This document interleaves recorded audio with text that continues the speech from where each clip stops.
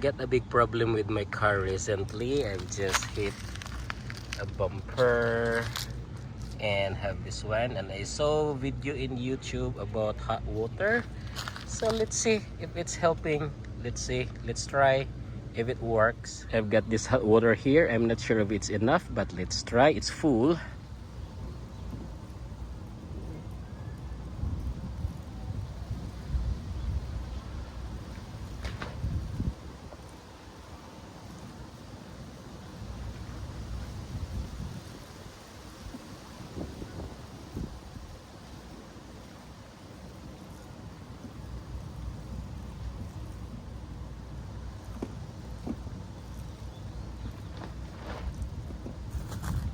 Okay, let's see.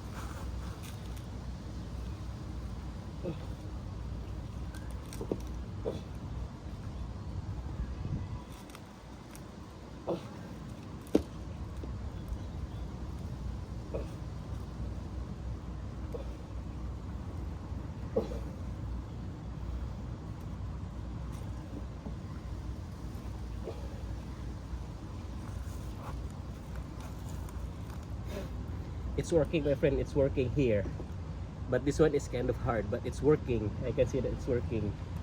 Here is better now. Only this one, but you need some strength. Need some strength. Okay. Oh.